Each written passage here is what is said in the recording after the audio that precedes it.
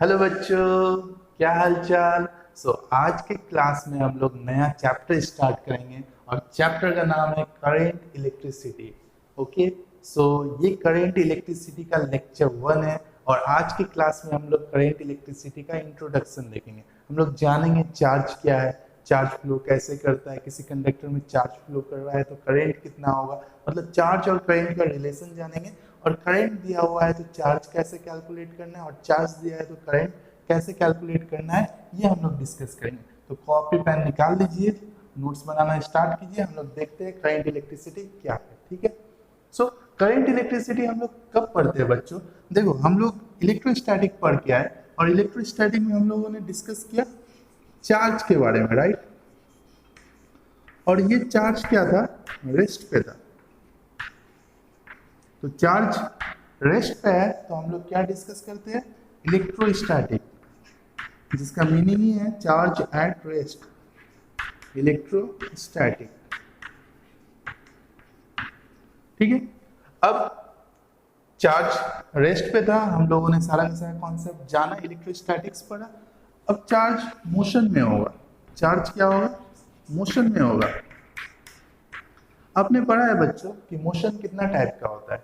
Motion दो type का होता है, एक यूनिफॉर्म मोशन, दूसरा non uniform motion, right. Uniform motion और नॉन यूनिफॉर्म मोशन, इसके लिए दो अलग ब्रांच हम लोग पढ़ेंगे। यूनिफॉर्म मोशन, मोशन कितना टाइप का होता है? Uniform motion. और दूसरा क्या होता है? Non uniform motion.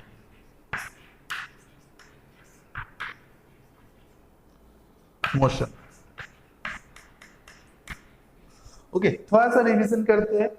Uniform motion वो मोशन था जिसमें बॉडी का वेलोसिटी कांस्टेंट था। एक बॉडी अगर कांस्टेंट वेलोसिटी से मूव कर रहा है तो बॉडी को कहेंगे कि वो यूनिफॉर्म मोशन में है। नॉन यूनिफॉर्म मोशन क्या था? अगर बॉडी का वेलोसिटी टाइम के साथ वेरी करे, अगर बॉडी का वेलोसिटी टाइम के साथ वेरी करे, कांस्टेंट ना हो, तो कहेंगे हम लोग बॉडी नॉन यूनिफॉर्म मोशन में। अब सोच के देखो बच्चों कि यूनिफॉर्म मोशन में अगर बॉडी है तो उसका एक्सेलरेशन क्या होगा? एक्सेलरेशन क्या होता है? एक्सेलरेशन होता है change in velocity by change in time, change in velocity by change in time, right. अगर वेलोसिटी कांस्टेंट हो, यूनिफॉर्म मोशन में क्या होता है? Velocity constant. अगर वेलोसिटी कांस्टेंट हो, चेंज ना करे, तो चेंज इन वेलोसिटी क्या होगा? जीरो होगा, right. Change in velocity zero होगा तो एक्सेलरेशन क्या होगा? जीरो। तो दो तरह से डिफाइन कर सकते हैं यूनिफॉर्म मोशन को। आइदर आप बोलो कि यूनिफॉर्म मोशन वो मोशन है जहां पे बॉडी का वेलोसिटी क्या होता है?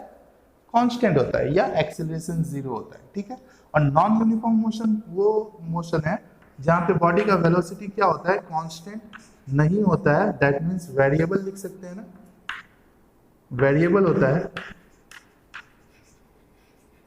और एक्सेलरेशन जीरो नहीं होता है, ठीक है। इसका मतलब नॉन यूनिफॉर्म मोशन का एक और नाम हम लोग जान सकते हैं। नॉन यूनिफॉर्म मोशन को कहते हैं accelerated motion. Non uniform motion को कहते हैं एक्सेलरेटेड मोशन। अगर कोई बॉडी का वेलोसिटी जो है वो चेंज अगर करे, बॉडी का वेलोसिटी चेंज कर रहा है मतलब बॉडी के पास कुछ ना कुछ एक्सेलरेशन है, right. Change in velocity by change in time. Time के रिस्पेक्ट में अगर बॉडी का वेलोसिटी चेंज हो रहा है तो कहेंगे बॉडी का कुछ ना कुछ एक्सेलरेशन है। इसे कह सकते हैं, नॉन यूनिफॉर्म मोशन को कह सकते हैं एक्सेलरेटेड मोशन, ठीक है। जब तक बॉडी यूनिफॉर्म मोशन में रहेगा, ठीक है, मतलब हम लोग किसका बात कर रहे थे? चार्ज का, ठीक है। चार्ज अगर मोशन में है तो हम लोग दो ब्रांच पढ़ेंगे फिजिक्स का, ठीक है। एक यूनिफॉर्म मोशन में अगर चार्ज है तो हम लोग पढ़ेंगे करंट इलेक्ट्रिसिटी,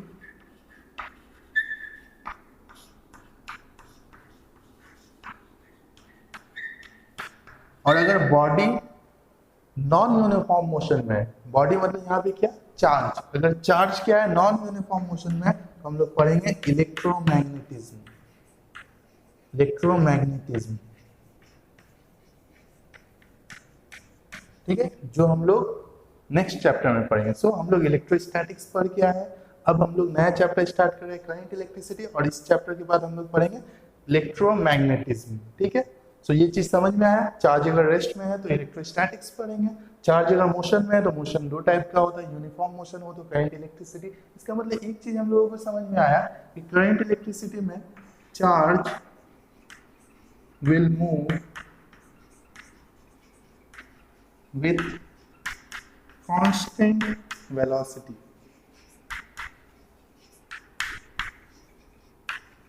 मतलब ये जो चैप्टर हम लोग स्टार्ट कर रहे हैं, यहाँ पे चार्ज क्या करेगा, मूव करेगा, और कैसा वेलोसिटी से मूव करेगा, कांस्टेंट वेलोसिटी से मूव करेगा। तो ये चीज समझ में आया। हम लोग क्या पढ़ने वाले हैं, करंट इलेक्ट्रिसिटी। यहाँ पे चार्ज मोशन में तो होगा, लेकिन इस चार्ज का वेलोसिटी जो होगा वो कांस्टेंट होगा, फिक्स्ड होगा। ठीक है, हम लोग धीरे धीरे समझेंगे सारे कॉन्सेप्ट्स को।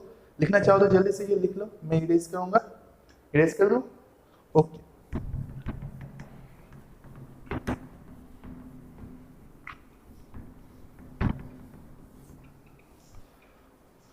ओके, सो करंट इलेक्ट्रिसिटी क्या है ये हम लोग डिफाइन करते हैं। ठीक है, ऐसे तो हम लोग बोल सकते हैं flow of charge is called electric current.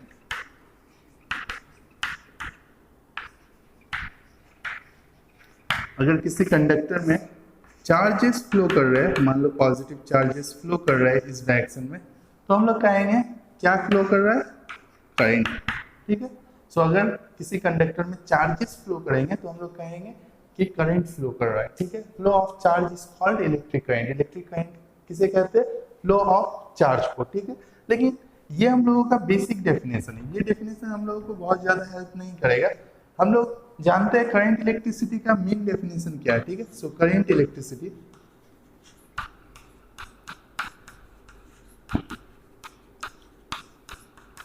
इसका मेन डेफिनेशन क्या है, द रेट एट विच, ये क्वांटिटेटिव डेफिनेशन है, इससे हम लोगों को फॉर्मूला मिलेगा। ठीक है, the rate at which the net charges passes through area of cross section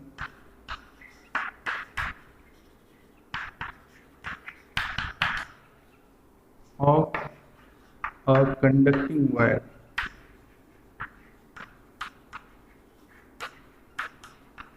is called electric current।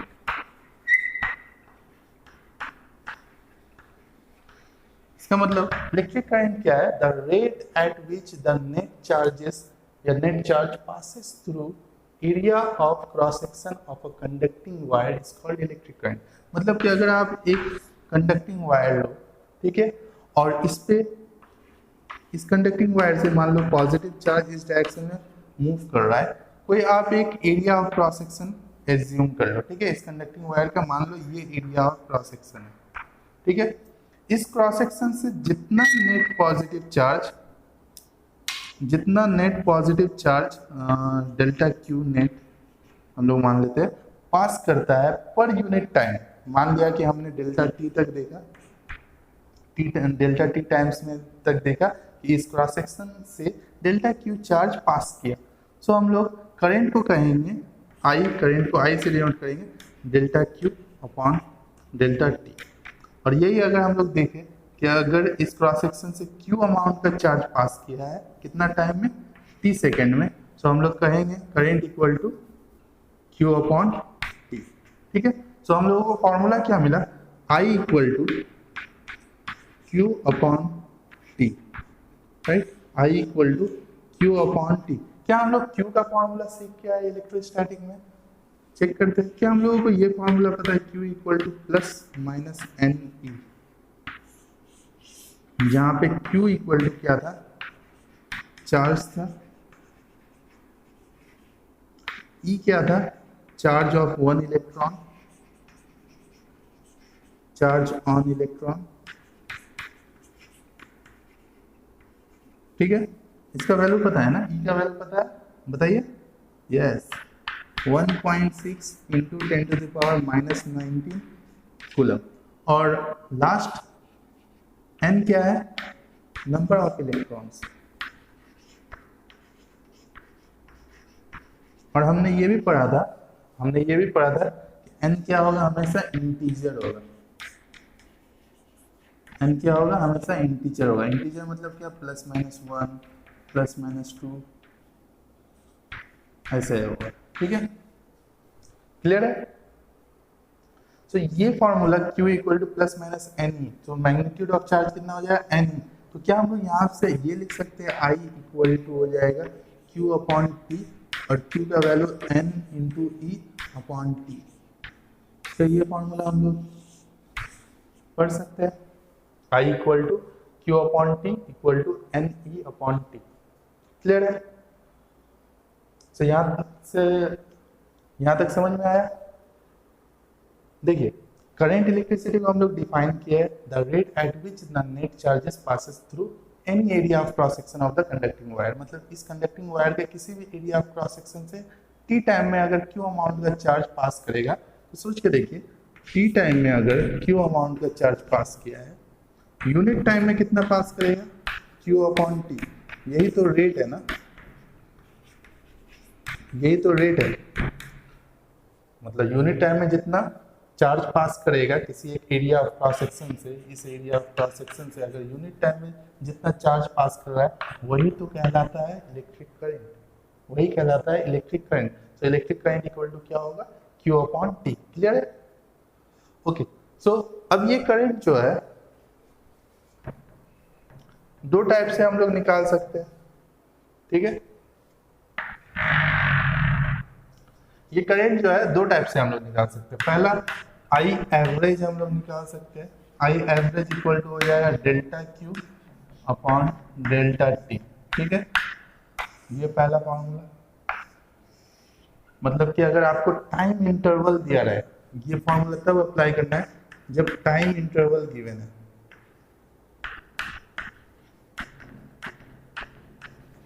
ΔT given है, ठीक है। और ΔT इक्वल टू क्या होगा, T2 - T1, ठीक है।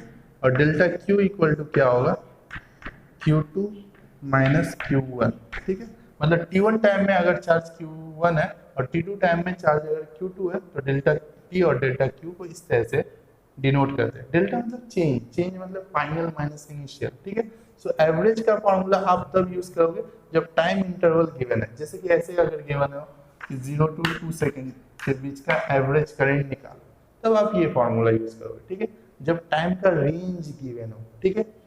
ये नंबर 1। नंबर 2 हम लोग आई इंस्टेंटेनियस निकाल सकते हैं, ठीक है। आई इंस्टेंटेनियस क्या होगा, dQ/dt। और ये फॉर्मूला हम लोग कब यूज कर सकते हैं, एट एनी टाइम t। अगर कोई टाइम t गिवन हो और t का वैल्यू 1 2 3 4 5 6 कुछ भी हो सकता है, ठीक है। सो अगर हम लोगों को q का एक्सप्रेशन दिया रहा है, ठीक है, q का कुछ एक्सप्रेशन दिया रहा है, तो हम लोग t के रिस्पेक्ट में उसे डिफरेंशिएट कर देंगे। सो हम लोगों को इंस्टेंटेनियस टाइम का एक्सप्रेशन मिलेगा। और t का वैल्यू अगर 2 सेकंड दिया हुआ है, तो t का वैल्यू पुट करके हम लोग फाइंड आउट कर सकते हैं, ठीक है। ये सब हम लोग करेंगे। इतना क्लियर है। इरेज कर दे, लिखना चाहो तो पॉज करके लिख सकते हैं। ओके, सो इरेज कर दूं मैं।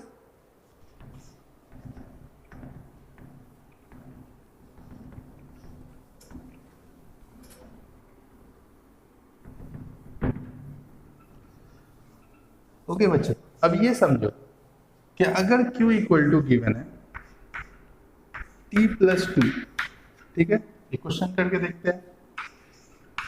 अगर Q इक्वल टू गिवन है T+2, ठीक है। हम लोग से पहला क्वेश्चन पूछा है, find average current between 2 to 5 seconds.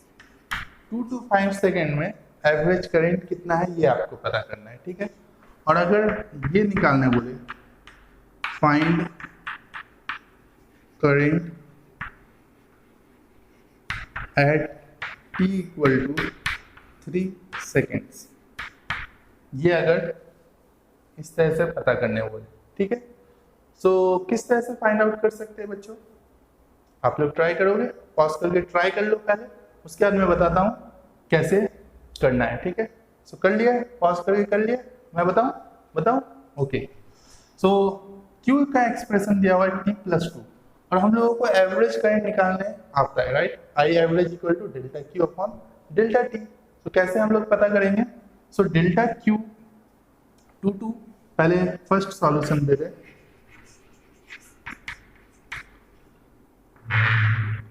Okay. So number 1, क्या हम लोग Q निकाल सकते हैं 2 सेकेंड में। 2 सेकेंड में Q कितना होगा, T का वैल्यू 2 पुट कर देंगे, T का वैल्यू 2 पुट करेंगे, सो 2 + 2 कितना हो जाएगा 4 कूलम, ठीक है। क्या हम लोग Q का वैल्यू 5 सेकेंड में निकाल सकते हैं, हाँ हम लोग T का वैल्यू 5 पुट कर देंगे, सो 5 + 2 कितना हो जाएगा 7 कूलम, ठीक है। सो अब ये फॉर्मूला अप्लाई कीजिए, ये फॉर्मूला अप्लाई करते हैं, I average equal to delta Q upon delta T। Delta Q को लिख सकते हैं Q2, फाइनल क्या है Q5 है ना, Q5 minus Q2 upon 5 - 2, right. मतलब चार्ज का value at t equal to 5 second ये फाइनल है, और चार्ज का value at t equal to 2 second ये इनिशियल है, और टाइम t2 - t1, सो 5 - 2। सो Q5 का वैल्यू कितना है 7 माइनस Q2 का वैल्यू कितना है 4 बाय 5 का वैल्यू 1, 5 - 2, 5 - 2 कितना होता है 3। सो बताइए यहाँ 7 - 4 3 अपॉन 3, सो ये कितना हो जाएगा 1 एम्पियर। करंट का यूनिट एम्पियर है, अभी हम लोग जानेंगे, ठीक है। सो करंट का वैल्यू कितना है 1 एम्पियर, ठीक है। सो पहला का जवाब क्या होगा, I average equal to 1 ampere, ठीक है। नंबर टू कैसे सॉल्व करेंगे, हम लोगों को बोला है, देखिए यहाँ पे बिटवीन ये कितना दिया हुआ था, बिटवीन 2 to 5 सेकेंड्स दिया हुआ था, इसका मतलब हम लोग एवरेज निकाल पाए, ठीक है। इस फॉर्मूला से मैंने बताया कि ये फॉर्मूला तब अप्लाई करेंगे जब टाइम इंटरवल दिया। ये देखिए find current at t equal to 3 second, मतलब at a particular instant of time पे आपको करंट अगर फाइंड आउट करने बोला है तो आप डिफरेंशिएशन पे करोगे। सो नंबर 2 आप कैसे सॉल्व करोगे, सिंपली Q का वैल्यू दिया हुआ है T+2, सो I इंस्टेंटेनियस हो जाएगा dq dt, right, dq dt। अब d dt ऑफ Q का वैल्यू आप पुट कर दोगे, Q का वैल्यू कितना है T+2, ये कितना हो जाएगा, T का इंटीग्रेशन 1 और 2 का इंटीग्रेशन 0, तो 1 + 0 कितना हो जाएगा 1। सो t इक्वल टू 3 सेकेंड में फाइंड आउट करने बोला, और यहाँ पे I का वैल्यू इंडिपेंडेंट ऑफ t आ रहा है, मतलब कि करंट क्या है कांस्टेंट है, करंट क्या है कांस्टेंट है, 1 एम्पियर का ही करंट फ्लो कर रहा है, इसका मतलब क्या है करंट क्या है कांस्टेंट है। अगर करंट कांस्टेंट है तो पहले सेकंड में भी 1 एम्पियर, दूसरे सेकंड में भी 1 एम्पियर एंड तीसरे सेकंड में भी 1 एम्पियर होगा, ठीक है। सो इस तरह से हम लोग अप्लाई कर सकते हैं, क्वेश्चंस को कैसे सॉल्व करना है मैंने बताया, ठीक है। अब एक क्वेश्चन मैं देता हूँ, आप सॉल्व करो और नीचे कमेंट सेक्शन में कमेंट करो, ठीक है। अप्लाई क्या करना है, ये फॉर्मूला अप्लाई करना है, ठीक है। सो अगर क्वेश्चन दिया हुआ है Q इक्वल टू 2t², ठीक है, प्लस 3t + 5, ठीक है। अगर इतना दिया हुआ है then find I average between 0 to 1 second, and number 2 find I instantaneous between I instantaneous at t equal to 2 second, ठीक है। सो ये फॉर्मूला अप्लाई कीजिए, इसे सॉल्व कीजिए और कमेंट सेक्शन में आंसर को कमेंट कीजिए, ठीक है। आगे बढ़ते हैं हम लोग, इरेज कर दे, पॉज करके जल्दी से लिख लीजिए, सॉल्व कीजिए एंड कमेंट सेक्शन में इसका कमेंट कीजिए आंसर। ओके बच्चों, अब देखते हैं, हम लोगों के पास फॉर्मूला जो एकदम बेसिक फॉर्मूला है वो है I equal to Q upon T, right. ये बेसिक फॉर्मूला है। अब सबसे पहला बात, I क्या है? Electric current, right. Electric current जो है इसका यूनिट होता है, यूनिट क्या हो जाएगा बताइए?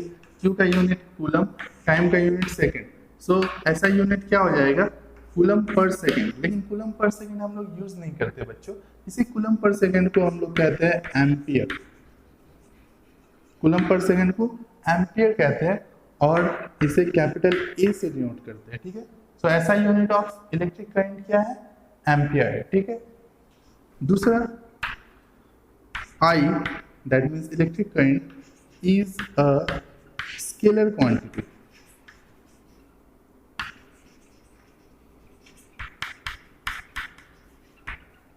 I क्या है? स्केलर क्वांटिटी है। ये बताओ बच्चों, करंट स्केलर क्वांटिटी कैसे है? क्या आप जानते हो करंट का डायरेक्शन होता है? हाँ, करंट का डायरेक्शन होता है, राइट। ये इस डायरेक्शन में अगर 2 एम्पियर का करंट आ रहा है, ठीक है, और अगर इस डायरेक्शन में ऐसे 3 एम्पियर का करंट आ रहा है, ठीक है, और मैं अगर आपसे पूछूं कि इस ब्रांच में कितना एम्पियर का करंट होगा, तो क्या आप बता पाओगे? अगर इनके बीच का एंगल 30 डिग्री है, सोच के बताइए, क्या आप बता लोगे? हाँ, ऑब्वियसली 2 + 3 कितना? 5 एम्पियर, 5 एम्पियर का करंट होगा। लेकिन अगर ये ब्रांच कुछ इस तरह से होता, 60 डिग्री का एंगल रहता, तो क्या करंट का मैग्नीट्यूड में चेंज होता? नहीं। लेकिन ये 2 + 3 इतने इजीली आप कर पा रहे हो, एंगल मैटर नहीं कर रहा है। इसका मतलब आप तो इसे स्केलर के तरह ऐड कर रहे हैं, राइट। तो असल में current does not obeys law of vector addition.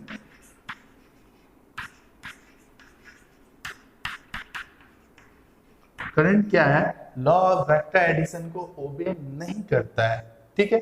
सो मैं बताऊं आपको, एक वेक्टर होने का 3 कंडीशन था और सबसे इंपॉर्टेंट कंडीशन ये था, ठीक है। पहला था वेक्टर होने का कंडीशन, इसका कुछ ना कुछ मैग्नीट्यूड हो, दूसरा डायरेक्शन हो, ठीक है। लेकिन मैग्नीट्यूड और डायरेक्शन अगर किसी के पास है तो वो वेक्टर ही जरूरी नहीं है।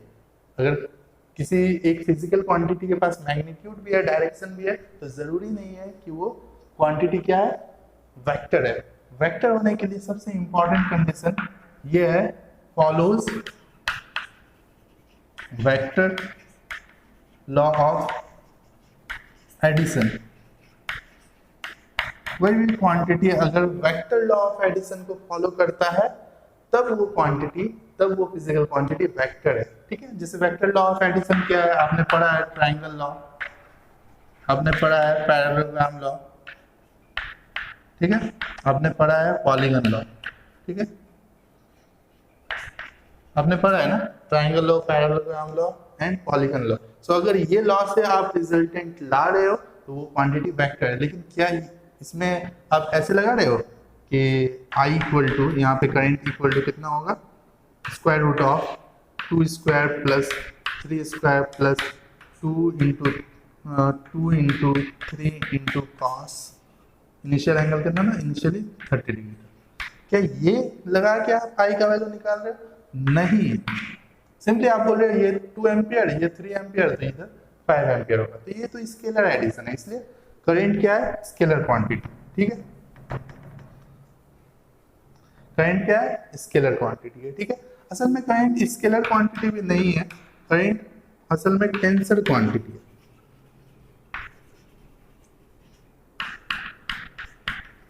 लेकिन टेंसर क्वांटिटी आपके सिलेबस में नहीं है, ठीक है। टेंसर क्वांटिटीज के बारे में आपको नहीं पढ़ना है। तो अगर क्वेश्चन आए कि is current a vector quantity, तो आप बोलोगे no, current is a scalar quantity. आपके सिलेबस में स्केलर एंड वेक्टर है, एक थर्ड क्वांटिटी भी होता है टेंसर क्वांटिटी, आपको नहीं पढ़ना है, ठीक है। लेकिन अगर ऑप्शन में हो current is a scalar, vector, tensor, none of this, तो आप टेंसर लिखोगे, ठीक है। लेकिन अगर ऑप्शन में ना हो तो आप स्केलर लिखना, ठीक है। क्लियर है? इतना क्लियर है? ओके, इरेज कर रहा हूं।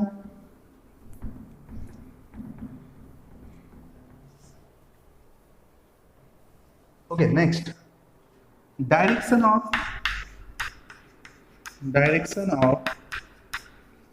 Electric current.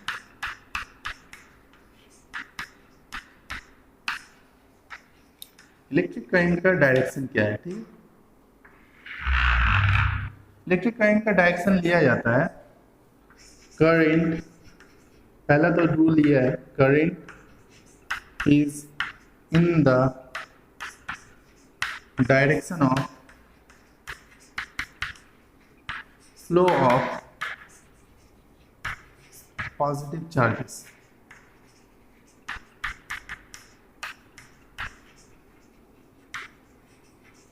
मतलब कि अगर आपको फ्लो ऑफ पॉजिटिव चार्जेस का डायरेक्शन पता हो कि अगर पॉजिटिव चार्जेस ऐसे मूव कर रहा है इस डायरेक्शन में, सो करंट भी इसी डायरेक्शन में हो। इसका मतलब अगर Q का डायरेक्शन, पॉजिटिव Q का डायरेक्शन ये हो, सो करंट भी क्या होगा, इसी डायरेक्शन में मूव करेगा। अगर पॉजिटिव चार्ज का डायरेक्शन ये है तो करंट भी इसी डायरेक्शन में मूव करेगा, ठीक है।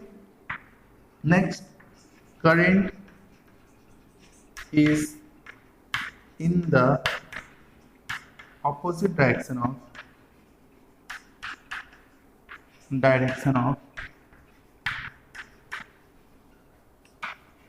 flow of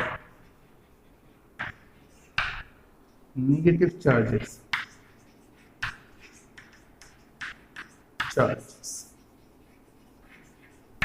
मतलब कि अगर आपको नेगेटिव चार्जेस का डायरेक्शन पता हो, नेगेटिव चार्ज कौन है, इलेक्ट्रॉन। इलेक्ट्रॉन का डायरेक्शन ऑफ फ्लो अगर ये है, ठीक है, अगर इलेक्ट्रॉन इधर मूव कर रहा है तो इसके ऑपोजिट डायरेक्शन में करंट होगा, ठीक है। इलेक्ट्रॉन अगर किसी कंडक्टर में ये कंडक्टर है, ठीक है, इस कंडक्टर में अगर इलेक्ट्रॉन क्या कर रहा है, इस डायरेक्शन में है, सो करंट का डायरेक्शन ये होगा। क्लियर है, मतलब कि इलेक्ट्रॉन का डायरेक्शन जो होगा, कन्वेंशन है डायरेक्शन ऑफ करंट, हम लोग मान लिया है कि पॉजिटिव चार्जेस का जो मूवमेंट का डायरेक्शन होगा वो होगा करंट का डायरेक्शन। लेकिन हम लोग जानते हैं एक कंडक्टर में मूव असल में करता कौन है, एक कंडक्टर में असल में इलेक्ट्रॉन मूव्स करता है, ठीक है। एक कंडक्टर में असल में इलेक्ट्रॉन्स मूव करता है, और इलेक्ट्रॉन क्योंकि नेगेटिव चार्ज है, अगर इलेक्ट्रॉन इधर मूव कर रहा है तो पॉजिटिव चार्ज किधर मूव करे, ऑब्वियसली इसके ऑपोजिट डायरेक्शन में। सो करंट का डायरेक्शन पॉजिटिव चार्ज के डायरेक्शन में होता है। सो एक इलेक्ट्रॉन अगर इधर से इधर गया तो मान सकते हैं कि इधर नेगेटिव चार्ज मूव कर रहा है तो पॉजिटिव चार्ज होता तो इधर मूव करता है, ठीक है। क्लियर है, सो करंट का डायरेक्शन ये लिया गया, क्लियर है, इजी है। अगर करंट का डायरेक्शन ये है, करंट का डायरेक्शन अगर ये है, फिक्स्ड है, तो पॉजिटिव चार्ज का डायरेक्शन ये होगा और नेगेटिव चार्ज का डायरेक्शन ये होगा। इजी, समझ में आ रहा है। ओके, इरेज कर दे, लिखना चाहो तो जल्दी से लिख लो पॉज करके। ओके, इरेज करें।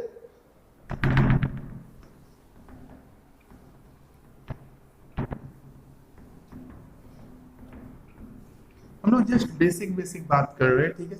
लेक्चर 2 से हम लोग स्टार्ट कर रहे हैं करंट इलेक्ट्रिसिटी का जो सारा मेन टॉपिक है, ठीक है। जैसे लेक्चर 2 में हम लोग पढ़ेंगे classical story of electric current. वहाँ पे आप रिलैक्सेशन टाइम जानोगे, ड्रिफ्ट वेलोसिटी जानोगे, मीन फ्री पाथ जानोगे, करंट और ड्रिफ्ट वेलोसिटी का क्या रिलेशन है ये जानोगे। और सबसे अच्छी बात कि आप जानोगे कि किसी कंडक्टर में करंट जो फ्लो करता है due to flow of charges, वो कैसे फ्लो करता है, मतलब चार्जेस का मूवमेंट कैसा है, क्या वो कुछ एक्सेलरेशन के साथ मूव करता है या यूनिफॉर्म वेलोसिटी से के साथ मूव करता है, ठीक है।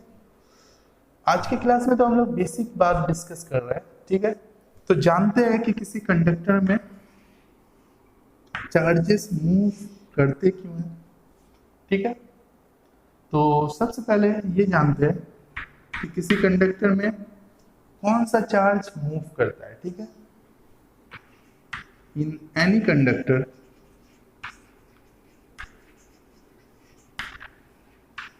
current flow is due to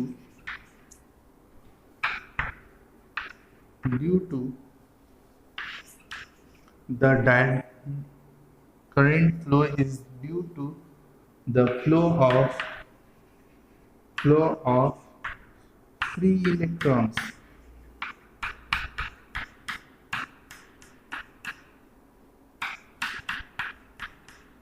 सो अगर आपसे कोई पूछ ले कि किसी कंडक्टर में असल में मूव कौन करता है, तो आप कहोगे फ्री इलेक्ट्रॉन्स मूव करता है। किसी कंडक्टर के अंदर मूव कौन करता है, तो आप कहोगे कि फ्री इलेक्ट्रॉन मूव करता है, ठीक है। अब जानते हैं फ्री इलेक्ट्रॉन्स क्या है। आप एटॉमिक स्ट्रक्चर पढ़े होंगे। एक एटम का दो पार्ट होता है, एक न्यूक्लियस होता है और एक आउटर शेल होता है या आउटर ऑर्बिट होता है, ठीक है। ये सारा ऑर्बिट, ठीक है। न्यूक्लियस के अंदर कौन कौन सा पार्टिकल होता है बताइए। न्यूक्लियस के अंदर कौन कौन सा पार्टिकल होता है, यस, एक प्रोटॉन होता है, दूसरा न्यूट्रॉन होता है। प्रोटॉन पॉजिटिव चार्ज है, न्यूट्रॉन का कोई चार्ज नहीं है, ठीक। सो ऐसे मान लेते हैं, ठीक है। ये सारा क्या है, प्रोटॉन्स है, ये सारा क्या है, न्यूट्रॉन्स है, ठीक है। और इस सेल के ऑर्बिट्स में कौन होते हैं, इलेक्ट्रॉन्स होते हैं जो रिवॉल्व करते रहते हैं ना। यहाँ एक इलेक्ट्रॉन हो गया, यहाँ एक इलेक्ट्रॉन हो गया, ठीक है, यहाँ एक इलेक्ट्रॉन हो गया, ठीक है। अब बच्चों आप जानते हो कि पॉजिटिव पॉजिटिव में क्या होता है, रिपल्सन होता है। आपने इलेक्ट्रोस्टैटिक 1 के फर्स्ट लेक्चर में ये सीखा होगा कि पॉजिटिव पॉजिटिव चार्जेस में रिपल्सन होता है और पॉजिटिव नेगेटिव चार्जेस में अट्रैक्शन होता है। क्या आप जानते हैं चार्ज का ये प्रॉपर्टी है, like charges repel each other and unlike charges attract each other. मतलब अगर पॉजिटिव पॉजिटिव चार्ज है तो क्या होगा, रिपल्सन होगा, ठीक है। और अगर पॉजिटिव नेगेटिव चार्ज है या नेगेटिव पॉजिटिव चार्ज है तो क्या होगा, अट्रैक्शन होगा। ये पता है ना आप लोगों को, ओके। उसके बाद ये फोर्स कितना होगा, इस फोर्स का मैग्नीट्यूड हम लोगों को पता चला था ना, किसने दिया था, मतलब पॉजिटिव पॉजिटिव चार्ज के बीच अगर डिस्टेंस मान लिया, डिस्टेंस r है तो फोर्स कितना लगेगा, हम लोगों को कूलम्ब्स लॉ से पता चला कि फोर्स लगेगा k q1 q2 upon r²। और यहाँ से एक बात पता चला है कि अगर डिस्टेंस ज्यादा होगा तो फोर्स कम होगा, right. See force is inversely proportional to square of distance between two charges. So अगर distance between two charges ज्यादा होंगे, मतलब चार्जेस ज्यादा दूर पे है तो फोर्स कम होगा, ठीक है। तो अगर मैं पूछूं कि ये ओवरऑल न्यूक्लियस कैसा चार्ज है, पॉजिटिव चार्ज है, राइट। और इलेक्ट्रॉन्स कैसा चार्जेस है, नेगेटिव चार्जेस। पॉजिटिव नेगेटिव मतलब हमेशा यहाँ पे एक अट्रैक्टिव फोर्स है, राइट। मतलब ये इलेक्ट्रॉन भी अट्रैक्टिव फोर्स से बाउंडेड है, ये भी इलेक्ट्रॉन अट्रैक्टिव फोर्स है। इस इलेक्ट्रॉन और इस न्यूक्लियस के बीच भी एक अट्रैक्टिव फोर्स है, यहाँ पे भी अट्रैक्टिव फोर्स है और यहाँ पे भी अट्रैक्टिव फोर्स है। अगर मैं पूछूं बच्चों आपसे कि कौन सा इलेक्ट्रॉन में सबसे कम फोर्स लग रहा है तो आप क्या बताओगे, यस, ये इलेक्ट्रॉन। ये जो इलेक्ट्रॉन है क्योंकि ये सबसे ज्यादा दूर है, यहाँ पे r का वैल्यू सबसे ज्यादा है, इसलिए इस पे सबसे कम फोर्स लग रहा होगा। मतलब कि इसे थोड़ा सा एनर्जी दिया जाए और ये अपना ऑर्बिट छोड़ देगा, इसे थोड़ा सा एनर्जी दिया जाए और ये अपना ऑर्बिट छोड़ देगा। ये इलेक्ट्रॉन कहलाता है फ्री इलेक्ट्रॉन, फ्री इलेक्ट्रॉन। सो अगर कोई पूछे फ्री इलेक्ट्रॉन क्या है, electron in the electrons in the outermost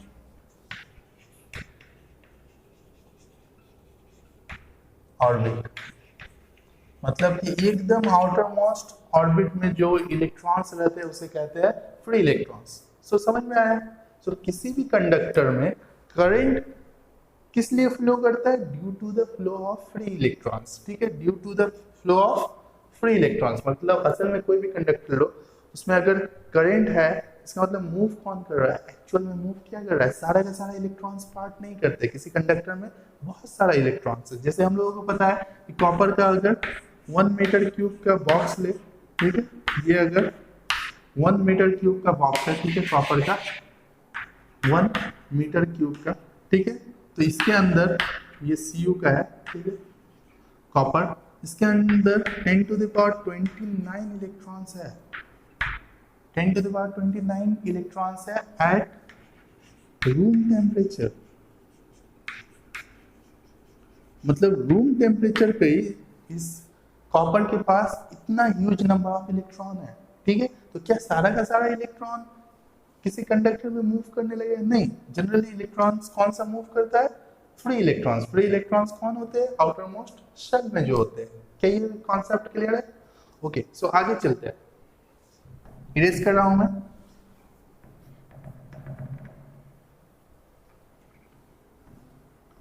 okay, ये भी इरेज कर दे रहा हूं। सो हम लोगों को पता चला कि किसी भी कंडक्टर में एक्चुअल में जो मूवमेंट करते हैं जो चार्ज, वो चार्ज कौन से है? Free electrons. ओके, सो अब अगर मैं आपसे पूछूं कि किसी कंडक्टर में तो चार्ज है, ऑलरेडी फ्री इलेक्ट्रॉन्स है भरे पड़े, कंडक्टर में फ्री इलेक्ट्रॉन्स बहुत ज्यादा है, ठीक है। अगर कोई पूछे कि एक मेटल कंडक्टर का एग्जांपल है, तो इसका रीजन क्या है? क्योंकि मेटल्स के अंदर बहुत सारे फ्री इलेक्ट्रॉन्स होते हैं, और क्योंकि मेटल्स के अंदर बहुत सारे फ्री इलेक्ट्रॉन्स रहते हैं, वो मूव कर सकते हैं। और वही नॉन मेटल या ये इंसुलेटर्स या नॉन कंडक्टर्स, इंसुलेटर्स के पास फ्री इलेक्ट्रॉन्स नहीं होते हैं, नेग्लिजिबल होते हैं, तो वो कंडक्ट नहीं कर सकते हैं, ठीक है। लेकिन कंडक्टर, ये कंडक्टर का एक पीस है, ठीक है, इसके अंदर बहुत सारा फ्री इलेक्ट्रॉन्स है। मान लो यहाँ पे फ्री इलेक्ट्रॉन्स ई है, ई है, ई है, बहुत सारा फ्री इलेक्ट्रॉन्स है, ठीक है। सवाल ये है कि ये मूव क्यों करेगा कंडक्टर में, यहाँ से यहाँ तक क्यों जाए? बता पाइए, ये इलेक्ट्रॉन मूव क्यों करेगा या कब करेगा? यस, अगर इस कंडक्टर को हम लोग एक बैटरी से कनेक्ट कर दे, तब सोचिए क्या होगा। बैटरी का ये पॉजिटिव एंड है और ये नेगेटिव एंड है, तो ये एंड क्या हो जाएगा? पॉजिटिव हो जाएगा, ये एंड क्या हो जाएगा? नेगेटिव हो जाएगा, ठीक है। सो इलेक्ट्रॉन कैसा चार्ज है? Negative, negative, negative. So negative charge किधर जाता है? नेगेटिव चार्ज पॉजिटिव की तरफ जाएगा, मतलब ये इधर जाना चाहेगा, ये भी इधर जाना चाहेगा और ये भी इधर जाना चाहेगा, ठीक है। तो जैसे ही किसी कंडक्टर को हम लोग एक सेल से कनेक्ट कर देते हैं या बैटरी से कनेक्ट कर देते, तब उस कंडक्टर में सेल के अंदर जो फ्री इलेक्ट्रॉन्स है वो मूव करने लगते हैं। क्लियर है? मूव करें एक पॉइंट से दूसरे, ये पॉइंट अगर ए है तो दूसरा पॉइंट क्या है? बी, ए से बी की तरफ मूव करने लगेंगे, ठीक है। जैसे कि अगर मैं पूछूं कि किसी कंडक्टर में क्यों इलेक्ट्रॉन्स मूव करेंगे, ठीक है, या कोई भी चार्ज किसी कंडक्टर में मूव क्यों करेगा, तो इसका रीजन ये है कि whenever a conductor is connected with a cell, cell will provide, cell क्या provide करेगा? Potential difference, and whenever there is a potential difference between the two terminal of the conductor, then charges will flow from, अगर positive charge का बात किया जाए तो positive charges will flow from higher potential to lower potential, while negative charges will flow from lower potential to higher potential. इसे आराम आराम से समझते हैं, ठीक है। अगर पोटेंशियल डिफरेंस है, ठीक है, तो पॉजिटिव चार्ज जो होता है, पॉजिटिव चार्ज जो होता है वो फ्लो करता है। अगर पोटेंशियल डिफरेंस है, मतलब डिफरेंस इन पोटेंशियल, मतलब एक हायर पे होगा और एक लोअर पे होगा, ठीक है। So positive charge will move from higher to lower potential, ठीक है। हमेशा पॉजिटिव चार्ज हाइयर पोटेंशियल से लोअर पोटेंशियल की तरफ मूव करता है, और अगर नेगेटिव चार्ज का बात करें, ये जस्ट उल्टा होगा। Negative charge will move from lower to higher potential. Yes, अब समझिए इस बात को। अच्छा, ये होता क्यों है, इसे हम लोग एक सिंपल से एग्जांपल से समझते हैं, ठीक है। अगर दो बॉडी है, ठीक है, एक बॉडी हॉट है, दूसरा बॉडी कोल्ड है, ठीक है, मतलब हम लोग हॉट बॉडी और कोल्ड बॉडी को अगर टच कराए तो क्या होता है? सोच के बताइए। Yes, heat will flow from higher to, sorry, heat will flow from hot body to cold body, right, हम लोगों को पता है। लेकिन ये होता क्यों है? सोच के देखिए, जो हॉट बॉडी है उसका अगर टेम्परेचर T1 है और जो कोल्ड बॉडी है उसका टेम्परेचर T2 है, ऑब्वियसली T1 क्या है? ग्रेटर देन T2 है। इसका मतलब यहाँ पे दोनों बॉडी के बीच टेम्परेचर का डिफरेंस है। सो जब भी दो बॉडी के बीच टेम्परेचर का डिफरेंस हो और दोनों को कनेक्ट किया जाए तो हीट क्या करता है, फ्लो करता है। कहाँ से? गर्म बॉडी से ठंडी बॉडी की तरफ हीट का फ्लो होता है। अगर मैं पूछूं कब तक फ्लो होगा हीट का, क्या आंसर होगा? कब तक हॉट से कोल्ड की तरफ हीट का फ्लो होते रहेगा? टिल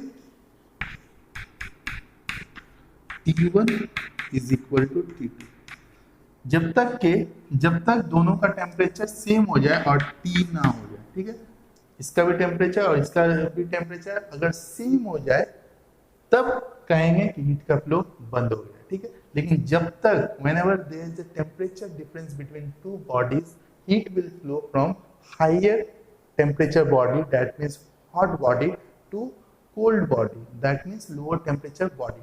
उसी तरह से whenever there is a potential difference, positive charge will move from higher potential to lower potential, and negative charge will move just opposite from lower potential to higher potential. क्या ये इतना clear है? Okay, erase करता हूं। ये समझते हैं कि चार्ज कैसे मूव करता है, क्यों मूव करता है। ठीक, सो ये पॉजिटिव टर्मिनल था, ये नेगेटिव टर्मिनल था, ऐसे। ओके, सो ये पॉजिटिव टर्मिनल है और ये नेगेटिव टर्मिनल है, मतलब ये हाइयर पोटेंशियल पे है, H पे है, और ये लोअर पोटेंशियल पे है, लो पे। ठीक है, मतलब कि ये हाइयर पोटेंशियल पे हो गया और ये लोअर पोटेंशियल पे हो गया। अगर ये V वोल्ट का बैटरी है तो हम लोग मानेंगे ये V है, ये 0 है, तो ऑब्वियसली ये V वोल्ट पे है और ये 0 वोल्ट पे है। ऐसे मान सकते हैं, ऐसे तो कुछ भी मान सकते हैं, लेकिन आसान सा तरीका ये V और 0 मान लो। तब ये डिफरेंस क्या है, दोनों टर्मिनल के बीच का डिफरेंस कितना है? V minus 0, that means V। Clear है? सो देखिए, ये हाइयर पोटेंशियल पे है, दैट मीन्स V पे है, और ये लोअर पोटेंशियल पे, दैट मीन्स 0 पे है। इलेक्ट्रॉन किधर से किधर मूव करेगा? इलेक्ट्रॉन नेगेटिव चार्ज है, ये मूव करेगा लोअर से हाइयर, सो ये लोअर पे है, लोअर से हाइयर की तरफ मूव करेगा। यही रीजन है कि इलेक्ट्रॉन इस डायरेक्शन में मूव कर रहा है। क्या इतना क्लियर है? ये चीज क्लियर है ना? ओके, सो अगर कोई पूछे कि किसी कंडक्टर के अंदर इलेक्ट्रॉन मूव कब करेगा, इलेक्ट्रॉन कब एक एंड से दूसरे एंड की तरफ मूव करेगा? जब हम लोग उस कंडक्टर को सेल से कनेक्ट करेंगे। और आप समझ पा रहे हो, आप इस तरह से भी समझ सकते हैं कि अगर सेल का ये पॉजिटिव एंड है तो ये पॉजिटिव हो जाएगा, ये नेगेटिव एंड है, ये मतलब नेगेटिव। नेगेटिव नेगेटिव क्या करेगा? इसको रिपेल करेगा, और ये पॉजिटिव एंड इसको अट्रैक्ट करेगा, मतलब ओवरऑल इलेक्ट्रॉन इस डायरेक्शन में मूव करेगा। ठीक है, सो इलेक्ट्रॉन अगर इस डायरेक्शन में मूव कर रहा है, सो जस्ट अभी थोड़ी देर पहले हमने पढ़ा करंट किधर मूव करेगा? करंट इसके ऑपोजिट डायरेक्शन में मूव करेगा, राइट? करंट का डायरेक्शन क्या होगा? ये, क्योंकि हम जानते हैं कि करंट का डायरेक्शन क्या माना जाता है? करंट का direction flow of positive charge के डायरेक्शन में माना जाता है। सो ऑब्वियसली नेगेटिव चार्ज अगर इधर मूव कर रहा है तो पॉजिटिव चार्ज इसके ऑपोजिट मूव करेगा, मतलब करंट ऐसे मूव करेगा। सो यहाँ से अगर करंट I निकलेगा, सो यहाँ I पहुंचेगा, और उसके बाद करंट यहाँ से I आएगा, फिर यहाँ से I और यहाँ से I, इस तरह से I निकला और I रिटर्न हुआ। ठीक है, सो इस तरह से काम करता है कंडक्टर के अंदर, करंट इस तरह से फ्लो करता है। असल में कोई पूछ ले कि अगर कंडक्टर के अंदर करंट मूव कर रहा है तो वो क्यों मूव कर रहा है, तो आप पहले बताओगे कि कंडक्टर के एंड्स के अक्रॉस में पोटेंशियल डिफरेंस होना चाहिए तभी मूव करेगा। अगर एक कंडक्टर ले, सोच के देखिए, अगर कंडक्टर का एक एंड पे V पोटेंशियल है और दूसरा एंड पे भी पोटेंशियल अगर V है, so potential difference delta V कितना होगा? V माइनस V 0 होगा। तो इस सूरत में I इक्वल टू क्या होगा? 0। ठीक है, अगर किसी कंडक्टर के एंड्स के बीच का पोटेंशियल डिफरेंस 0 हो जाए तो करंट 0 होगा। क्यों? क्योंकि करंट तभी फ्लो होगा जब तक, मतलब तब फ्लो होगा जब कंडक्टर के एंड के बीच कुछ ना कुछ पोटेंशियल डिफरेंस हो। ठीक है, क्लियर है ये चीज? जैसे यहाँ V है, यहाँ 0, हाँ पोटेंशियल डिफरेंस है। अब मूव कौन करता है? Free electrons. Okay, I hope आपको ये चीज समझ में आ रहा है। ठीक है, एक लास्ट टॉपिक रह गया है, ठीक है, उसे करते हैं। उसके बाद इंट्रोडक्शन ऑफ करंट इलेक्ट्रिसिटी खत्म होगा, लेक्चर 1 खत्म होगा। ओके, ये टॉपिक है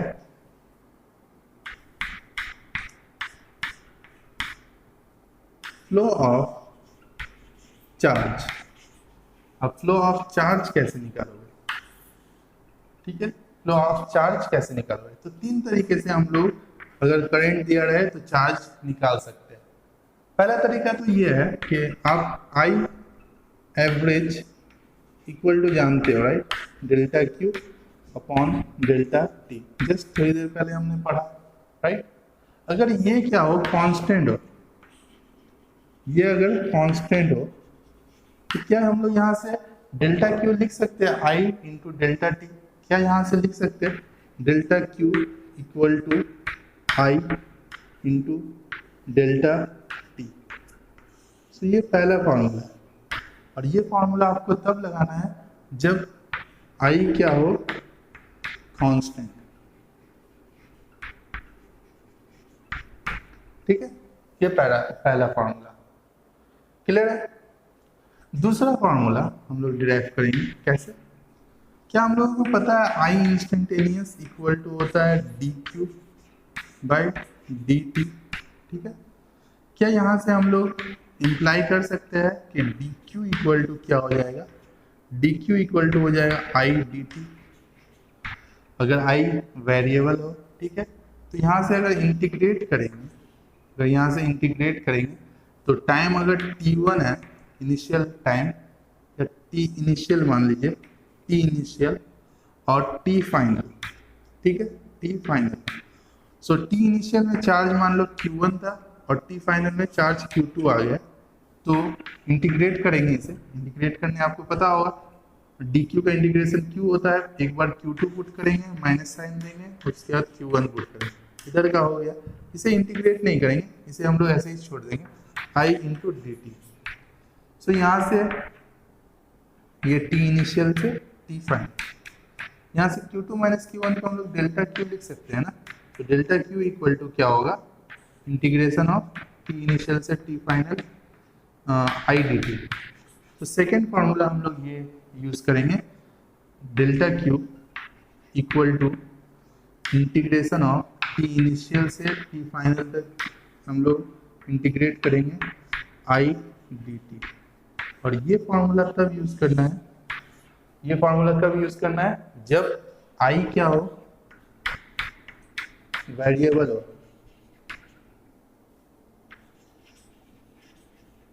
जब आई क्या हो, वेरिएबल हो। क्लियर है, ये इरेज कर दे, कैसे लाई समझ में आ रहा है, साइड में लिखना चाहो तो आप भी लिख सकते हो, ठीक है। ओके, इरेज कर दूं, 1 2 3, ओके।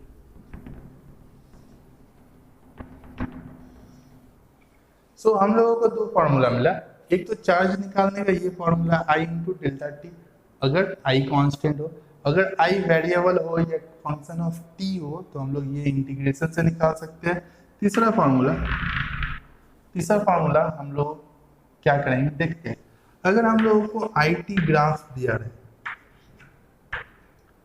आई वर्सेस टी ग्राफ दिया रहे, ठीक है, और इस ग्राफ में कैसा भी ग्राफ रहे, ठीक है, मान लो ऐसे ग्राफ हो, ठीक है। सो ये एरिया आप कैसे फाइंड आउट करते हो, इंटीग्रेशन से फाइंड आउट करते हैं, नो डाउट।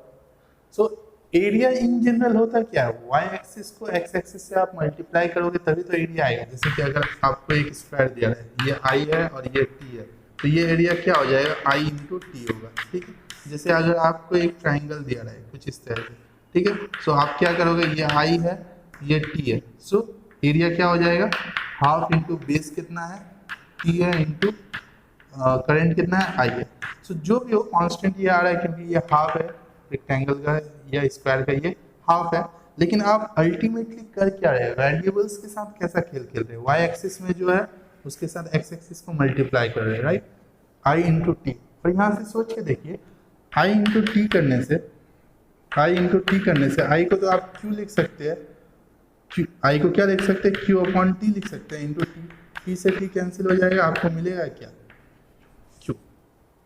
इसका मतलब हम लोगों को ये सजेशन मिल पा रहा है कि नंबर 3 होगा कि अगर आई टी ग्राफ का आप इस एरिया निकालने में सक्सेसफुल रहे तब हम लोगों को डेल्टा क्यू मिलेगा,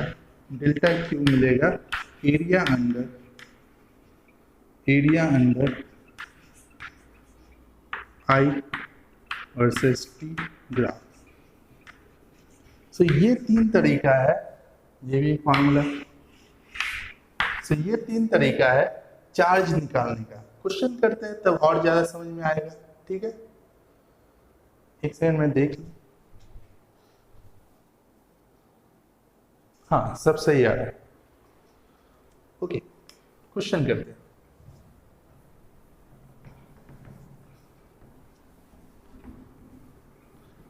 चार्ज कैसे निकालना है, ठीक है। सो ये इंट्रोडक्टरी क्लास था। सो क्या क्या फॉर्मूला है? पहला फॉर्मूला तो है delta Q equal to I into delta T. Use कब करना है? जब करंट कांस्टेंट हो। दूसरा फॉर्मूला है delta Q equal to integration of T initial से T final into I D T. तीसरा फॉर्मूला है delta Q equal to area under I T graph. I T graph के अंदर का एरिया। ठीक है। So question number 1, a current of 4 ampere passes through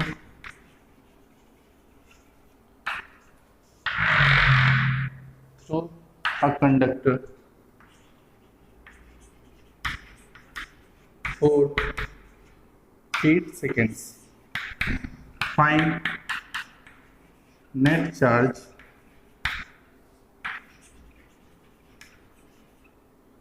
that passed through area of cross section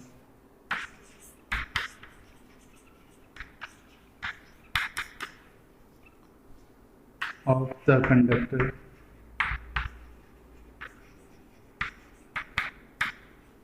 in that interval of time.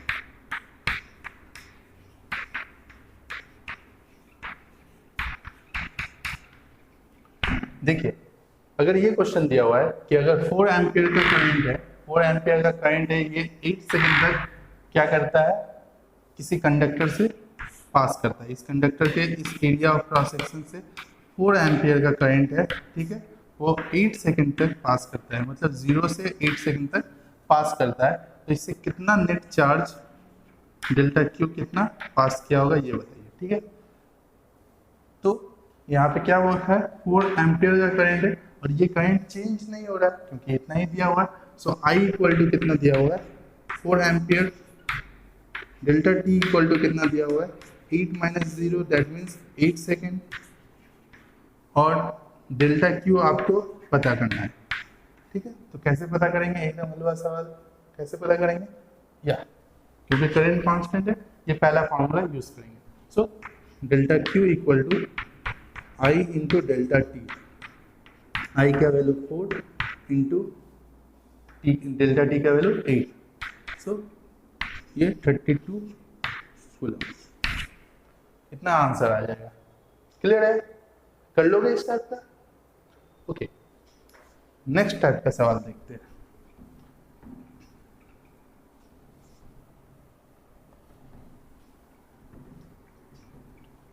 ओ नहीं लिखे तो आप पीछे जाके पॉज करके लिख लीजिए। ओके, सो अगर क्वेश्चन नंबर 2 ऐसे दिया है, क्वेश्चन नंबर 2, ठीक है, दिया है कि I equal to T square plus 4 ampere. ठीक है, अगर I equal to T square plus, ऐसे लिख सकते हैं 3t square plus 4 ampere, then find net charge passing through area of cross section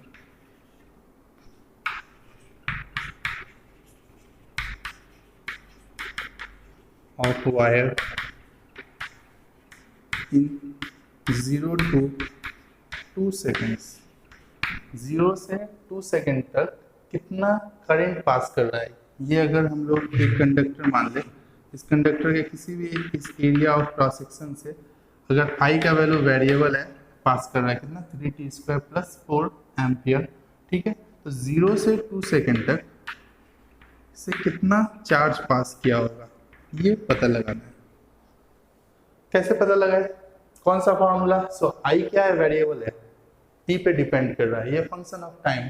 जब भी ऐसा दिया रहे तो हम लोग ये फॉर्मूला यूज करेंगे, delta Q equal to T initial से T final I D T. So I का वैल्यू पता है, टी इनिशियल कितना होगा 0, टी फाइनल कितना होगा 2, राइट।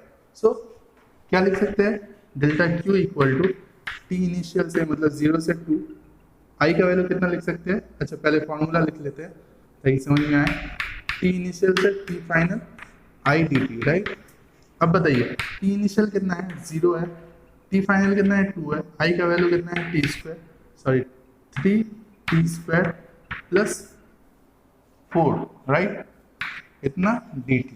इंटीग्रेट करने आता है या इंटीग्रेशन आता है ना, पता है, ये दोनों में चला जाएगा और कांस्टेंट इंटीग्रेशन से बाहर आ जाएगा। सो 3 बाहर आ गया, इंटीग्रेशन 0 से 2 t² dt प्लस 4 बाहर चल गया, इंटीग्रेशन 0 से 2, ये कितना हो जाएगा dt, ठीक है।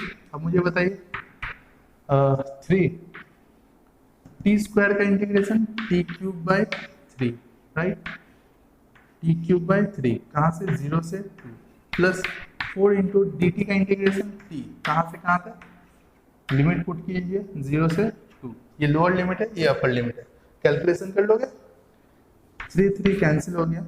सो पहले क्या करेंगे, t के जगह में 2 का क्यूब करेंगे, माइनस साइन देंगे, 0 का क्यूब करेंगे, ठीक है। पहले अपर लिमिट पुट करते हैं, फिर माइनस साइन देते हैं, फिर लोअर लिमिट पुट कर सकते हैं, ठीक है, ये रूल है। सो प्लस साइन दिया, 4 इंटू टी के जगह में 2 माइनस 0, कैलकुलेट कर लीजिए, 2 का क्यूब कितना होता है 8, फिर 2 इंटू 4 कितना होता है, या 4 इंटू 2 कितना होता है 8, 8 प्लस 8 कितना होता है 16 कूलम। सो ये हम लोगों का आंसर हो जाएगा, 8 प्लस 8 कितना 16 कूलम। इजी है, कर लोगे इस टाइप का क्वेश्चन। ओके, सो इस टाइप का क्वेश्चन मैं एक देता हूँ, आप सॉल्व कीजिए और कमेंट सेक्शन में मुझे लिख के बताइए, ठीक है।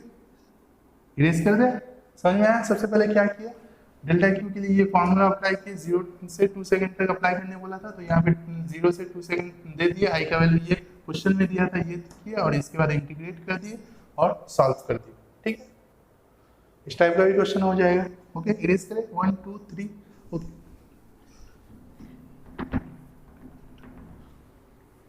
नहीं लिख पाए तो पॉज करके लिख लीजिए, तो आप पीछे कर लीजिए वीडियो का। Third type of question, question number 3। अच्छा पहले एक क्वेश्चन आपको देना था ना, आप कीजिए। अगर i इक्वल टू ऐसे दिया हुआ है t प्लस 5, ठीक है, एम्पियर, अगर ऐसे दिया हुआ है i equal to t plus 5 ampere, आपको निकालना है डेल्टा q का value at t equal to 0 to t equal to 3 seconds. ये करके कमेंट सेक्शन में लिखिए, ठीक है। इरेज कर दे। थर्ड टाइप ऑफ सवाल किस तरह से पूछ सकता है फ्लो ऑफ चार्ज से, देखिए। सो क्वेश्चन नंबर 3, अगर IT ग्राफ दिया है, ठीक है, ये I है, ये T है, ठीक है, I दिया हुआ है एम्पियर में, T दिया हुआ है सेकेंड में, ठीक है, और इस तरह से ग्राफ है, ठीक है, ये 10 है, मतलब ये 10 एम्पियर है, और ये 4 एम्पियर है, ठीक है। सो आपसे अगर पूछे कि फाइंड डेल्टा क्यू या net charge in 0 to 4 seconds, so आप कैसे करोगे। सो हम लोगों को पता है कि जब भी IT ग्राफ दिया रहे, I इंटू टी करने से क्या हो आता है, I इंटू टी करने से, करके देख लीजिए यहाँ पे शॉर्ट में, I इंटू टी, आई का वैल्यू क्या लिख सकते हैं, Q by T into T. So T cancel हो गया, आपको मिला Q। इसका मतलब I इंटू टी, एरिया आप निकालोगे तो आपको कहीं ना कहीं से चार्ज मिलेगा, क्यों ना इसका एरिया निकाल लिया जाए, और ये जो एरिया होगा वो क्या होगा, डेल्टा क्यू होगा। So delta Q equal to क्या होगा, एरिया। अब आपके सामने एक चैलेंज ये है कि क्या ये एरिया आप निकाल सकते हो, ऑब्वियसली हाँ। राइट एंगल ट्राइंगल का एरिया क्या होता है, half into base into height, right.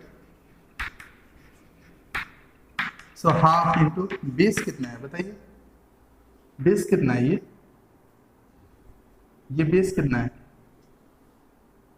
4, height कितना है, हाइट ये है 10। सो ये कितना हो जाएगा 20 कूलम। इस तरह से कर लोगे।